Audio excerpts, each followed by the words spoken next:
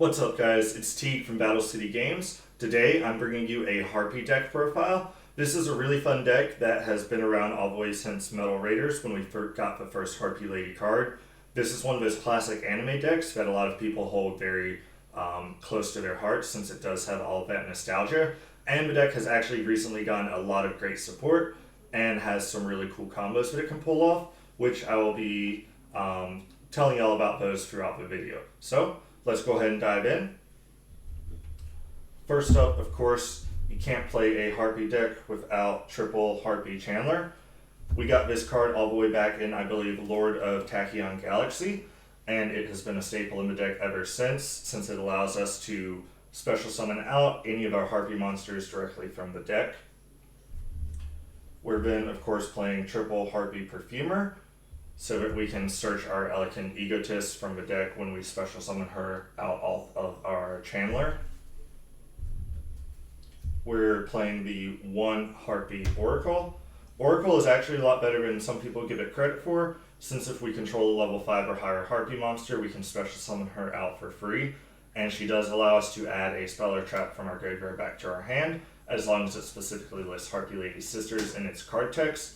So she's going to allow us to go ahead and add that Elegant Egotist from our graveyard back to our hand and continue our combos. We are also playing the one Harpie Queen.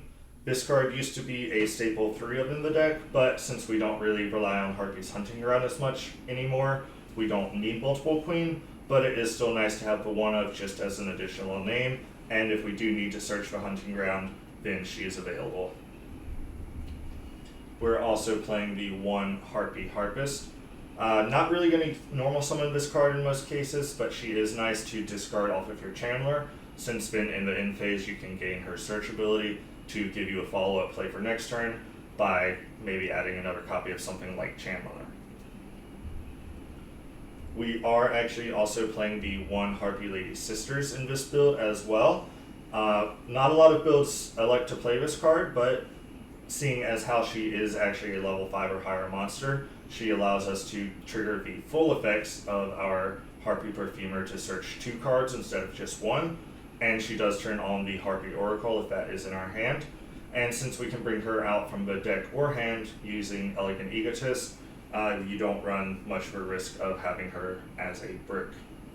And then for our classic Harpie Lady lineup, we are going with the 2 Harpie Lady normal monster and the one Harpie Lady number 1. The reason we're using the original Harpie Lady in here is because she does open up some absolutely insane combo extensions that allow us to really get more out of the deck, and I'll explain those as we move along. For the last monster, we are playing the one Barrier Statue of Stormwinds. Yes, we're playing the Smorg Link in the extra deck, so we're going to be looking to special summon this out at the end of our turn in order to lock our opponent out of special summons. And then for the hand traps, we are playing the triple Ash Blossom and triple Ghost Bell and Haunted Mansion. These can be any hand traps that you prefer. I just think that these are some of the best for this format, but I would not blame you if you swap the Ghost Bell out for something like Nibiru to prevent your opponent from setting up a board if you do happen to be going second. Moving on into the spells, we're a Harpie deck, so of course we're going to play triple Hysteric Sign. This is still one of the best cards in the deck. If we're able to discard it, we get to search 3 differently named Harpie cards from our deck to our hand at the end of a turn. Keep in mind that's Harpie cards, not Harpie monsters. And then if we don't have a way to discard it, we can always utilize a first effect. When it's activated, we can add an Elegant Egotist from our deck to our hand, and that will allow us to go ahead and get our combos going. Speaking of Elegant Egotist, we are playing triple copies. This became one of the best cards in the entire deck as we got cards like Perfumer and Oracle. Used to, you would only play one of this as kind of a tech option, but now it's a must 3 of in the deck. That's going to do it for the 3 ofs. Everything else is going to be a 1 of. We are playing the one Hunting Ground. Like I said, this is searchable off of our Queen, and there are some combos in the deck where we want to destroy our own spell and traps during our turn in order to cycle back some monsters, so having this allows us to do so as we're summoning. Following that, we are playing the 1 Harpie's Feather Rest. This is kind of like a pot of avarice for the deck. We can target 3 Harpie Lady or Harpie Lady Sisters in our graveyard, shuffle them into the deck and draw 1 card. And if we did control a level 5 or higher monster when it was activated, we get to draw 2 cards instead. The only drawback is we're restricted to wind monsters for the rest of our turn, but the majority of our extra deck that we're going into is wind, so we don't care so much about that. The reason we play this over something like Pot of Avarice is because since it does have Harpie Lady Sisters in the card text, it is searchable by our Perfumer. So if we are going full combo, we can always search this in order to get a couple of extra draws in and maybe dig for some hand traps. From there, we are also playing the 1 Alluring Mirror Split. While this is not a Harpie card, it does have Harpie Lady Sisters in the card text, so we are able to search it. And if a Harpie Lady we control is destroyed by battle or our opponent's card effect, we can special summon 1 from our graveyard. But the primary effect we actually use off of this is if it's destroyed by a Harpie card effect or our opponent's, we also get to special summon a Harpie Lady back from our graveyard, so we'll be using this to extend some of our own combos. Continuing with the spells, we're playing the 1 Unexpected Die. Since we are playing the vanilla Harpie Lady, we are able to special summon her out from deck utilizing this, and that helps us get our combos going alongside something like Chandler. We are playing Harpie's Feather Duster. It's nice to actually be able to play this in a Harpie deck, and this is just some generic spell and trap removal for us. We are playing the 1 Called by the Grave in order to try to prevent getting hit by those hand traps. You really don't want your Chandler to get hit by something like an Ash Blossom, so having Called by the Grave just gives us a little bit of protection. Once we do get Crossout Designator, that'll definitely be a staple in here as well. And then for the last spell, we are playing 1 Double or Nothing. We are primarily level 4 monsters in the deck, so having access to this does give us the potential to just OTK utilizing the Utopia Double. Moving on into the traps, we are playing Harpie's Feather Storm. This card is actually insane. If we control a Wind-Winged Beast monster, until the end of the turn it's activated, we negate any monster effects that our opponent activates, and then if we control a Harpie monster, we can activate it directly from our hand. And if it's destroyed from our spell and trap zone, then we get to add a Harpie's Feather Duster from our deck or graveyard to our hand. The fact that this negates all monster effects for return and not just face-up monsters like Dark Ruler does means that this essentially ends our opponent's turn if we do activate it. Moving on, we are playing Double Icarus Attack. This is a classic, shout out to the Progression series, but we're utilizing it in Harpies here. This is still just a 2-for-2 trade. If our opponent starts to build a board, we can always use this to disrupt their plays. A lot of times you'll be left with something like a Harpie Lady Sisters or a Harpie Chandler on board after your combos. So this allows us to turn that card into some more disruption during our opponent's turn. From there, we are playing 1 Harpie Lady Elegance. This is actually a very interesting card. We shuffle 1 Harpie Lady Sister from our monster zone into the deck, and then we can special summon 3 Harpie monsters with different original names, 1 each from our hand, deck, and graveyard. And for the rest of the turn after it resolves, again, we are restricted to wind monsters, but we don't really care about that. And then if the card we control is destroyed by a Harpie's card effect or our opponent's, we get to add 1 Harpie monster from our deck to our hand, so it is a searcher. Both effects of this card are actually really great. If we do have that Harpie Lady Sisters on board, we can use this card to bring back stuff like Oracle and Perfumer to give us more searches and set us up for our next turn.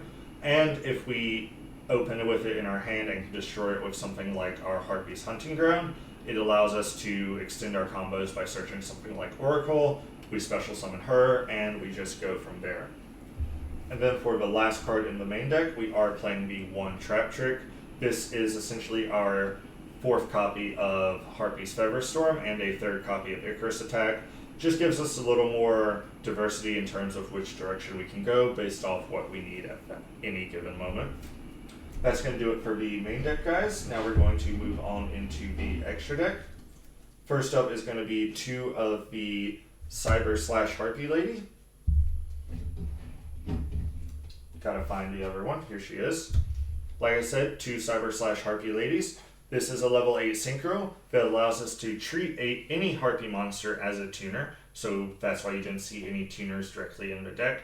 And just like most others, her name becomes Harpie Lady on the field or in the graveyard, and anytime a spell, trap card, or effect is activated, except the damage step, we can target a monster our opponent controls or one Harpie monster we control and return it to their hand. So if we're able to get her on board, and then we have something like our Harpie's Feather Storm or our Icarus attack, she becomes an additional disruption. Or even if our opponent activates a spell during their turn, she's also a disruption that can put some stuff back to our opponent's hand. Moving on to our Link monsters, we do have one Imduck the World Chalice Guard Dragon. This is one of the primary reasons that we go with the vanilla Harpie Lady.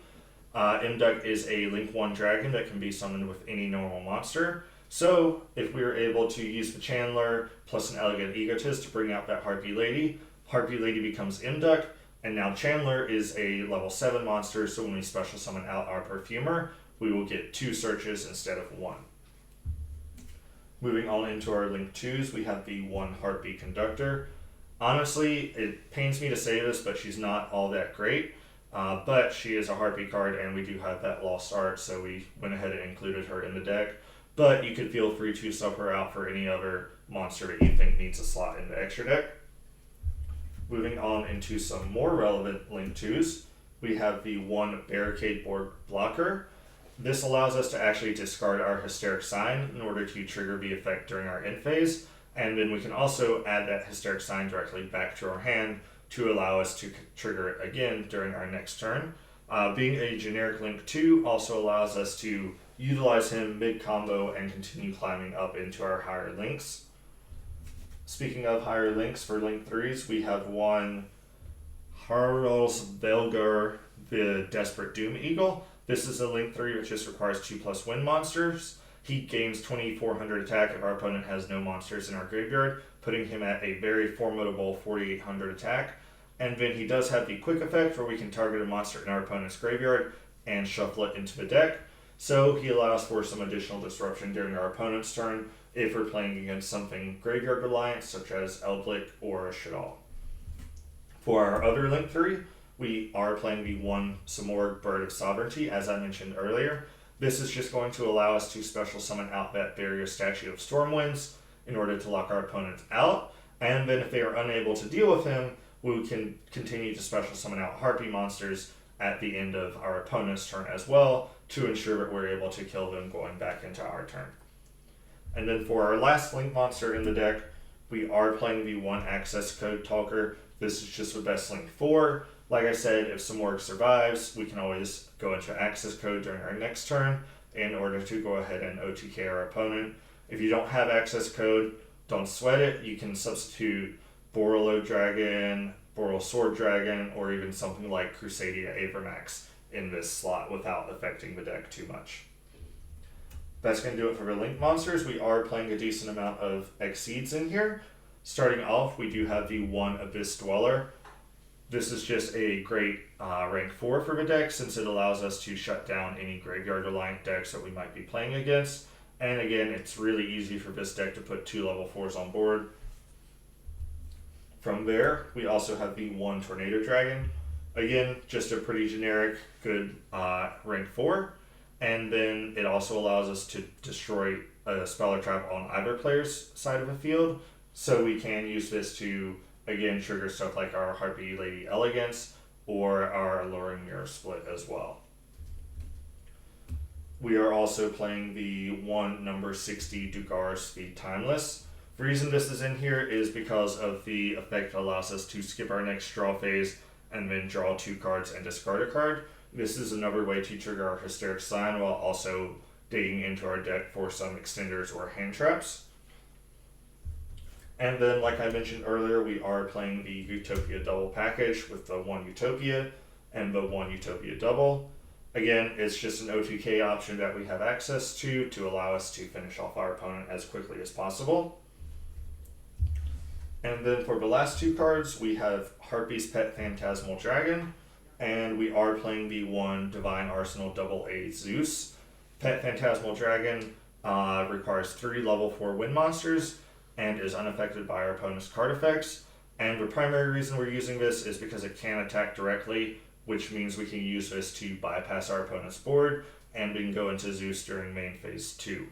This is great, again, if our opponent has multiple negates on board, so they may try to wait for our big play, and we can just go into Phantasmal Dragon, attack directly since that's not an activated effect, and then go into Zeus during main phase 2. And since Phantasmal Dragon itself requires 3 materials, Zeus will automatically come to board with 2 activations. So that's going to do it for the deck, guys. Like I said, this is a really fun deck in my opinion, one of my favorites. Like I said, it's got a lot of nostalgia. I remember when a lot of these cards originally came out back in the day. So it's really fun. Like I said, I would love to know y'all's favorite Harpie cards as well. Maya is a classic character and she does have a lot of cards in the game. So let me know down in the comments what are some of your favorite Harpie cards. What are some of your favorite classic decks as well? You know, Dark Magician or anything like that. I hope you enjoyed the video, guys. If you did, be sure to like and don't forget to subscribe so you don't miss out on any of our future deck profiles.